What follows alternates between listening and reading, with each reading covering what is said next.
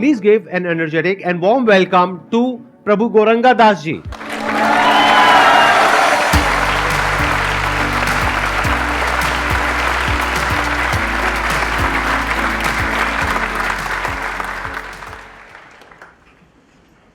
Sandeep ji is a great example. Consistently इतने सालों से हफ्ते में 2 बार एज अ रूल इनके प्रोग्राम्स और पॉडकास्ट रिकॉर्डिंग करते ही हैं, चाहे शेड्यूल कितना भी बिजी क्यों ना हो. So it's a great example of someone who is very very disciplined, because without habits, without resilience and without focus you can practically achieve anything in life.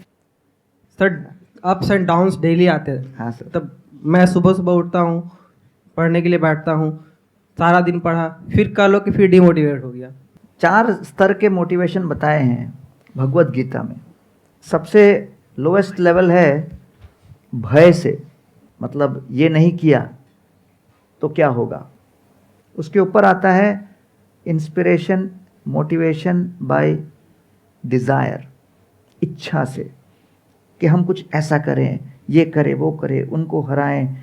तो वो जो है एक नेक्स्ट लेवल पे एक कॉम्पिटिटिव स्पिरिट के हिसाब से वो चलता है. इसे गीता में रजोगुण से प्रेरित कहते हैं. And comparison is the thief of Joy. तो इससे व्यक्ति स्वयं क्या कर सकता है, उसके खुद के टैलेंट, उससे वो दूर रहता है, क्योंकि केवल वो यहाँ वहाँ देखते हुए he is just driven by a certain desire. It doesn't consider whether it's practical और रियल और नॉट. तो ये एक दूसरे लेवल की प्रेरणा है, मोटिवेशन है.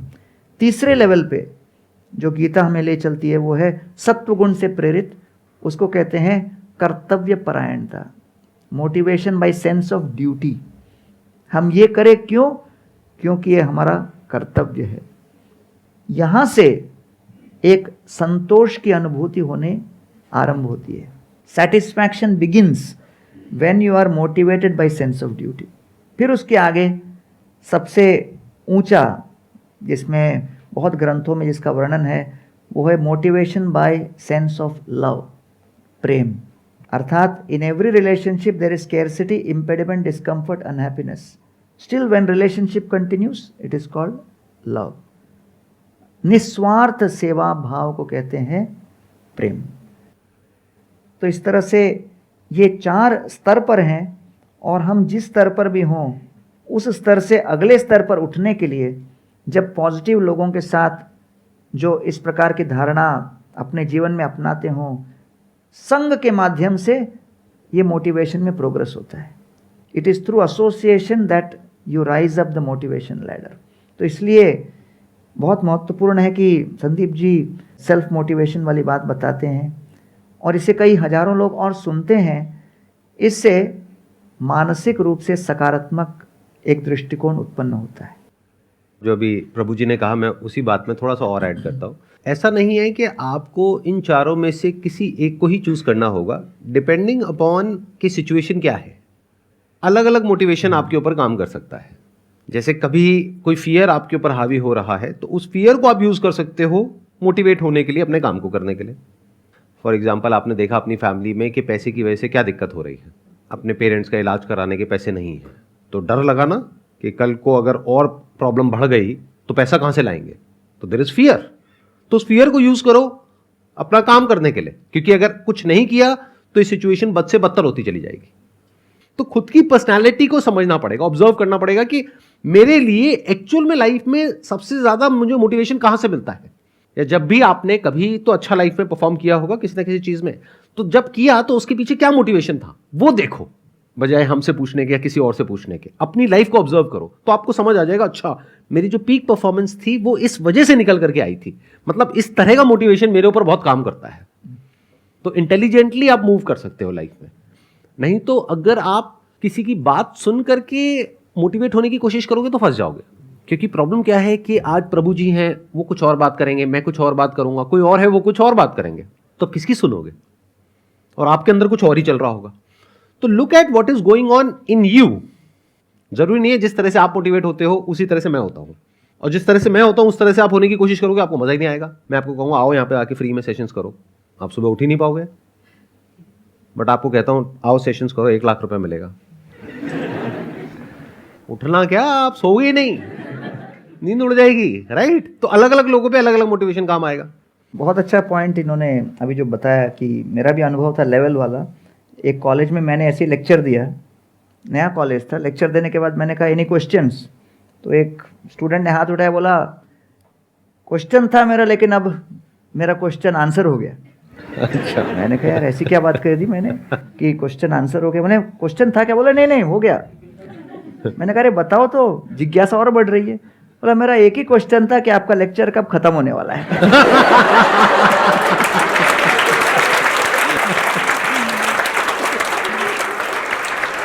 तो इसलिए मैं समझ गया भाई 45 मिनट्स मैंने इतना फिलॉसफी सुनाया, लेकिन वो अपने लेवल से उसको प्रोसेस कर रहा है। हरे कृष्ण प्रभु जी, मैंने अभी इस्कॉन ज्वाइन करा है, तो मेरा क्वेश्चन ये था कि वहाँ पे जब हमें चैंटिंग करवाते हैं तब तक तो नेगेटिव थॉट्स माइंड में नहीं आते हैं, उसके बाद माइंड फिर वही कचरा भर लेता है। आपको समझना चाहिए सबसे पहले स्पिरिचुअलिटी क्या है, क्योंकि यहाँ पर आप लोग बहुत से जिज्ञासु लोग आए हैं और सर भी इतने सेशंस कर रहे हैं। तो व्हाट एग्जैक्टली स्पिरिचुअलिटी, क्योंकि आज भारत में देखा जाए कई बार, जैसे मैं लेक्चर दे रहा था MIT बॉस्टन में, तो लेक्चर के बाद एक प्रोफेसर आके मेरे को बोलता है, अरे आप बताया आप IIT से हो लेकिन गीता के ऊपर आप लेक्चर दे रहे हो, समझ में नहीं आता आप क्या हो, इंजीनियर हो, डॉक्टर हो, क्या हो? मैंने कहा सर आई एम वैदिक साइकेट्रिस्ट, अर्थात हम मन की चिकित्सा का कार्य करते हैं, तो हम भी हेल्थ केयर में हैं। तो WHO ने जो डेफिनेशन दिया है हेल्थ केयर का, it's a perfect synergy between body, mind and spirit. What is the issue which spirituality is trying to solve? The greatest cause of fear.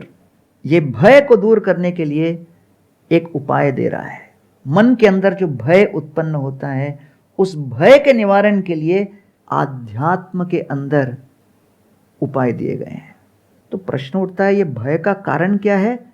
The root cause of fear is change.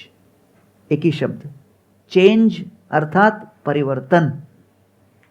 किसी भी प्रकार का परिवर्तन, किसी भी स्तर का परिवर्तन, छोटा बड़ा परिवर्तन, परिवर्तन की आशंका, और तुरंत मन के अंदर वो भय की लहरें उठने लगती है। तो इसीलिए आत्म, शरीर, जाया, पति पत्नी, सुता, बच्चे, आगार, घर, पशु, गाड़ी, द्रविण, धन, बंधुषु, सामाजिक स्वीकृति, सोशल एक्सेप्टेंस, राज्य, करियर, इन्फ्लुएंस, ये 8 बातों को बटोर कर उनके ऊपर नियंत्रण करने के लिए हम प्रतिक्षण प्रयत्नशील रहते हैं। But these 8 are constantly changing and the possibility of this change and the actual change causes fear. तो इसलिए ये जो परिवर्तन है, इससे बचने के लिए, परिवर्तन तो होगा लेकिन ये परिवर्तन होते हुए भी इसके एक ऊपर स्तर पे आकर परिस्थितियों को देखने के लिए, जैसे फ्लाइट से अगर ऊपर चलते हैं दिल्ली के, तो ऊपर से जब देखते हैं तो फिर हम नीचे के हर प्रकार के अशांति से ऊपर उठते हैं। तो जैसे एक मैं जब ज्वाइन हुआ मंदिर में, तो मुझे किचन में भेजा गया सेवा करने, तो मैं किचन में ज्वाइन हो गया। तो 1-2 हफ्ते के बाद एक और व्यक्ति को भेजा गया नया नया, वो भी ब्रह्मचारी ज्वाइन हुआ, तो उसको भी बोला किचन में करो सेवा। तो मैंने उसको चपाती बनाने लगा दिया। 1 हफ्ते के बाद मेरे पास आके बोलता है, मैं इतना बड़ा स्पीकर हूँ, मैं यहाँ पर आया था सनातन धर्म का प्रचार करने, चपाती बनाने नहीं। तो मैंने कहा यार मुझे क्यों बोल रहे हो, मैं भी वही कर रहा हूँ। आप और मैं चर्चा करके क्या होगा। फिर 3 दिन बाद फिर कंप्लेंट किया, मैं कथा करने आया, चपाती बनाने नहीं, आप लोग मेरे टैलेंट को नहीं पहचान रहे हो। फिर 1 महीने बाद आकर बोरिया बिस्तर आके बोलता है मैं लेके जा रहा हूँ, सब घर जा रहा हूँ। मैंने कहा जा रहे हो क्यों? क्योंकि आप लोग मेरे टैलेंट को नहीं पहचाने, मैं यहाँ पर स्पीकर बनने आया, चपाती बनाने नहीं। चला गया। बहुत मैंने उससे निवेदन किया कि भाई थोड़ा रुको, धीरज रखो, चला गया। 10 साल बाद मैं कोई प्रोग्राम में गया था, मुझे भागा भागा आके मिला, बोलता है मंदिर छोड़ के जाने के बाद शादी किया, शादी के बाद पत्नी को बैक पेन हो गया, घर पे रोज चपाती मैं ही बनाता हूं।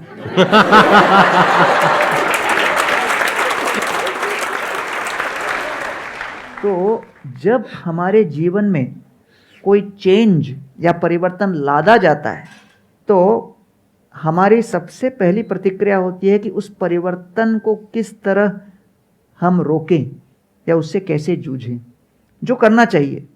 तो उसे कहते हैं भौतिक स्तर पर जो कोई भी प्रयास हो आप करें, लेकिन साथ साथ आध्यात्म कहाँ आता है?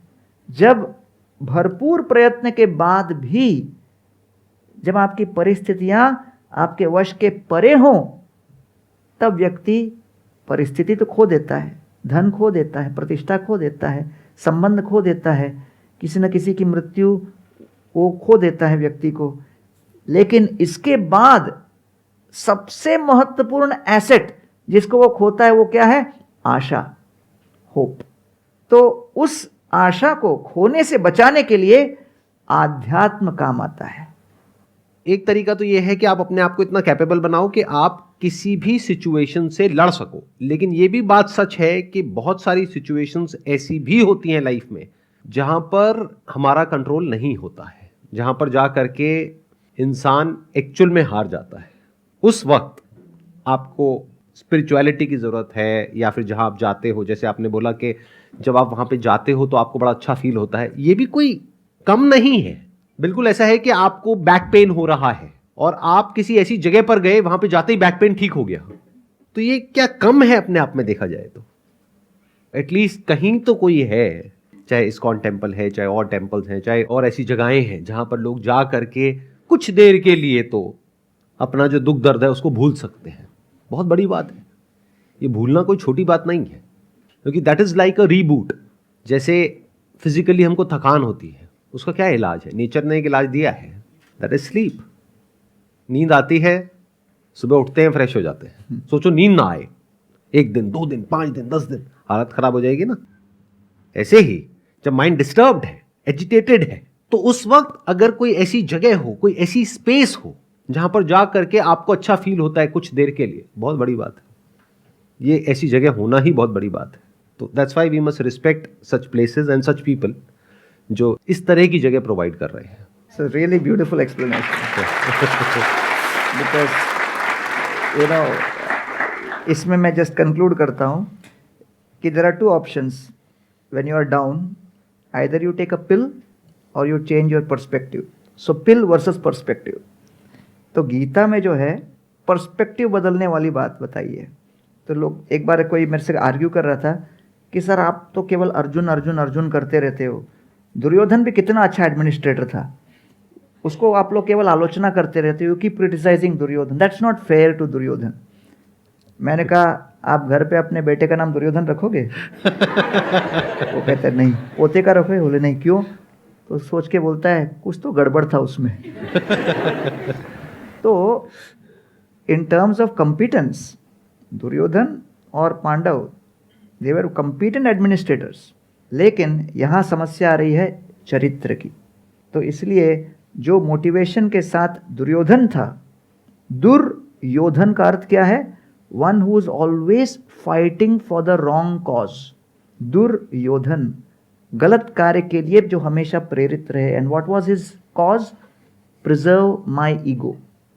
तो इसलिए जो ये बताया है बहुत ही इम्पोर्टेंट है कि हर परिस्थिति में अपने दृष्टिकोण को बदलने का प्रयास करें। और sir, I must congratulate you for spending and dedicating so much of energy इतने सालों से, जिससे कि you can actually bring some hope and positivity in people's lives. And I must congratulate you for thank you so much sir, thank you so much.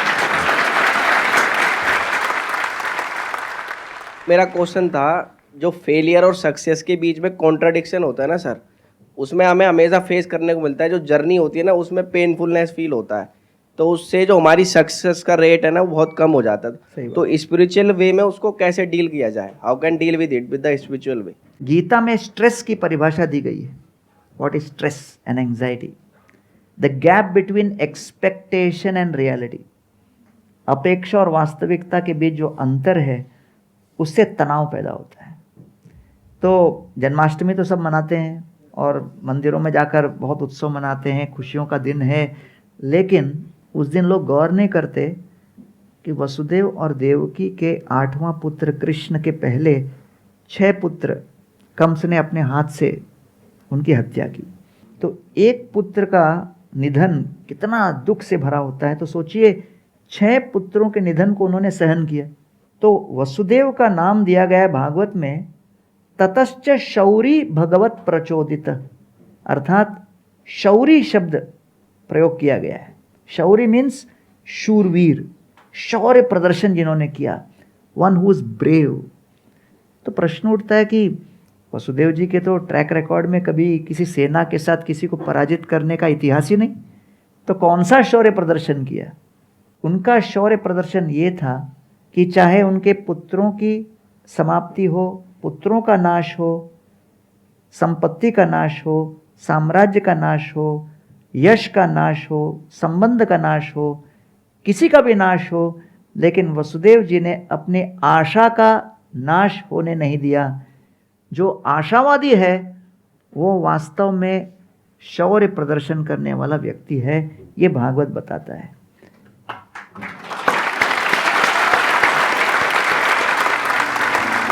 Thank you so much जी यहाँ पर आने के लिए, मुझे बहुत अच्छा लगा आपसे मिल करके।